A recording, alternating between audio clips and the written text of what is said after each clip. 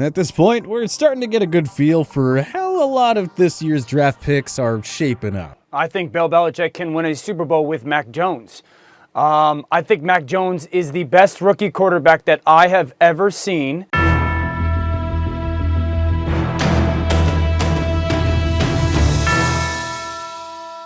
We won't know how all these 2021 NFL draft selections look until a few years down the road. But to us, it's not too early to deem several of these year's rookies as superstars. And on the flip side, several rookies have underperformed to the point where you gotta start wondering if their respective teams are wishing for do-overs. Here are 5 2021 NFL rookies that already look like stars and 5 that look like busts. Star, Ja'Marr Chase. Remember when the Cincinnati Bengals got blasted for taking Joe Burrow's former LSU teammate over offensive tackle Penei Sewell? Pepperidge Farm remembers. Many believe that the Bengals were fine with Tyler Boyd and T. Higgins at receiver, and that they had to address the O-line that surrendered too many sacks a year ago. Well, not only has Cincy's pass protection improved here in 2021, but Chase has already emerged as a top 5 receiver in the game. No, it's not an exaggeration. Boyd and Higgins are good and all, but Chase is already a superstar. The reunion of the former LSU sensations has propelled the Bengals back into the playoff race for the first time since 2015.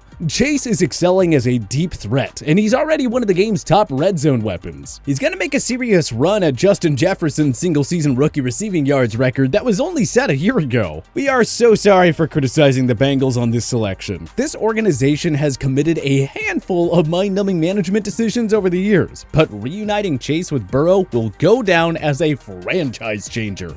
Bust. Zach Wilson. One last reminder, it is way too early, and we're not saying Wilson and these other guys will never develop into stars. But it's okay for New York Jets fans to feel as though Wilson's rookie year was a bit of a letdown. This franchise is sick and tired of recycling through quarterbacks, and they just want a long-term answer once and for all. Before suffering a sprained MCL that sidelined him for multiple weeks, Wilson was greatly struggling with everything. Accuracy, decision-making, ball control, you name it. Wilson lost 5 of his first 6 starts and had 4 touchdowns against 9 interceptions, completing only 57.5% of his passes. He also took 19 sacks and fumbled the football twice. Wilson was an unknown commodity before a monster final season at BYU, which made him the number 2 selection. He was supposed to be an upgrade over the failed Sam Darnold experiment, but so far, we haven't seen it. Not everyone can light it up as a rookie like Dak Prescott, Russell Wilson, or Justin Herbert, but Wilson's mechanics need a lot of work. And for his sake, it's not the most encouraging to see backup Mike White throw for 405 yards in his first NFL start. QB controversy in Gotham?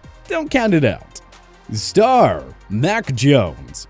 Most pundits and scouts had Trevor Lawrence and Wilson ahead of Jones. Many had the Alabama product below Justin Fields and Trey Lance as well. Well, fast forward to the 2021 season, and the New England Patriots are having the last laugh. Jones has been the only good rookie quarterback in 2021, coming every bit as advertised and given this franchise its new long-term signal caller with Tom Brady long gone. Jones has displayed remarkable confidence, poise, and efficiency as a passer. He is tailor-made for this New England offense. He makes the quick throws, makes smart decisions, and rarely turns it over. And he's only going to get better as he matures more, and as the supporting cast around him improves. We couldn't believe Jones fell down to the Patriots with the number 15 selection in this year's draft. Did the rest of the league not get the memo? Maybe don't try to let Bill Belichick start a new dynasty in the post-TB12 era? A year ago, things were looking murky and rather dark in New England. But Jones has come in quickly to save the day.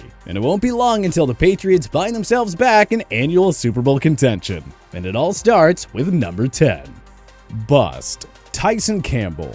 Hard to comprehend the Jacksonville Jaguars' long-term thinking and plan under Urban Meyer here. In 2020, they drafted Florida corner CJ Henderson with the number 9 selection. And then, 1 year later, they gave up on him and traded Henderson away to the Carolina Panthers for pennies on the dollar. That trade happened just months after Jacksonville reached for Georgia quarterback Tyson Campbell with the number 33 selection. We don't hate the idea of addressing cornerback, but there were simply far better prospects available, namely Asante Samuel Jr., Aaron Robinson, and Kelvin Joseph. Anywho, Samuel Jr. has already developed into a near Pro Bowl talent for the Chargers. Campbell has been greatly exposed in coverage, and according to the Pro Football Focus metrics, is merely a replaceable player. To be fair to Campbell, almost nothing has gone right in Jacksonville this year. Meyer already looks unqualified and unprepared for the NFL level. Then again, this was always a long-term rebuild, and nobody expected it to get fixed overnight. But you really have to think the Jaguars are kicking themselves for taking Campbell over more decorated and developed corners who were taken after him, like Samuel Jr. and Robinson.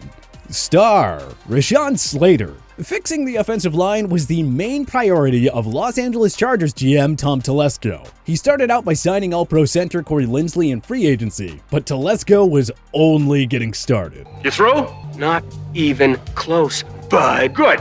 With the number 13 selection, the Chargers took Northwestern offensive tackle Rashawn Slater, who would have surely been a top 10 selection in most other draft classes. Well, Slater has been the cream of the crop as far as rookie offensive linemen go. It's very common to see rookie offensive tackles struggle out of the gate, but Slater has already performed at a Pro Bowl level. Herbert has enjoyed much greater pass protection, and it has catapulted the Chargers into the running for their first AFC West Division title since 2009. Full credit to the Chargers coaching staff for getting the most out of Slater early and often. Yes, he was taken in the middle of the first round, but in a way, Slater already looks like quite a steal for Telesco and company. Bust. Jaelan Phillips. The Miami Dolphins had the right idea here. An edge rusher was a massive organizational need, and Phillips looked like a smart pick at the time. And who knows, maybe he will pan out over time. But Phillips, the Miami, Florida product who was drafted 18th overall, hasn't done a whole lot of anything for Brian Flores and the Finns in 2021. This team has been one of the biggest disappointments of the season, and the unexpected regression on defense is a key reason why. Phillips has been a replaceable player by PFF's metrics. He's not contributing much as a pass rusher, nor in the run-stopping department. He just felt like the perfect fit in this defense when he was drafted, so it's hard not to be disappointed by his unproductive rookie year. Star Kyle Pitts. Many were calling for the Atlanta Falcons to draft Matt Ryan's successor with the number 4 selection, but it's hard to really blame them for taking the generational tight end prospect out of Florida. I mean, Pitts is already a borderline superstar. The Falcons are who we expected them to be, a mediocre team that will fight around .500 with an explosive offense, but mostly helpless defense. Matt Ryan's numbers have been very solid, and he's simply making the most out of a strong supporting cast that now features Pitts and Cordarrelle Patterson. It took Pitts a while to get going, but he finally had his breakout game in the Week 5 game against the Jets overseas in London, racking up 9 catches for 119 yards and a touchdown. 2 weeks later, Pitts torched the Dolphins secondary, posting 7 catches for 163 yards. He made a handful of highlight reel catches in South Beach, finally showing the NFL that he has truly arrived. He is going to be one of the league's most terrifying one-on-one covers for years to come.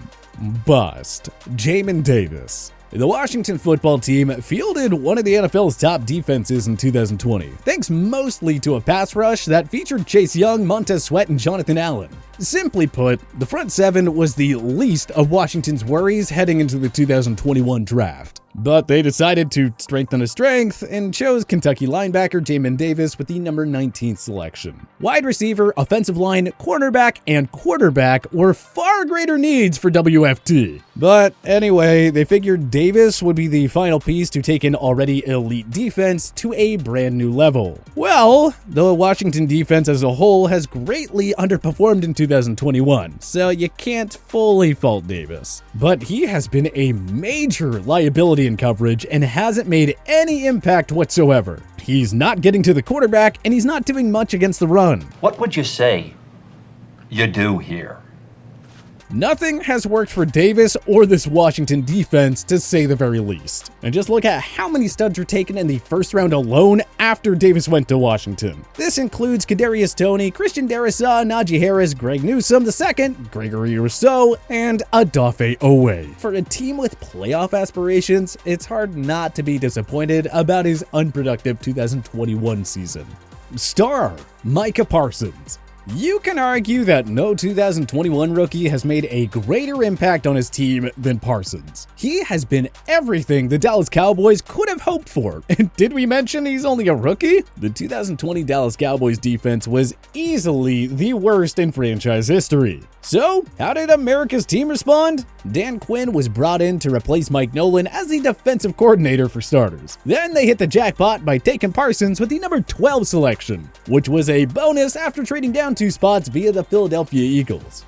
Parsons has been a machine all over the field for Dallas. He and second-year corner Trayvon Diggs have turned this defense into a middle-of-the-pack unit that is feasting off turnovers. That's all the Cowboys need, considering how explosive their offense has been. Parsons is an instrumental reason why the Cowboys find themselves back in Super Bowl contention.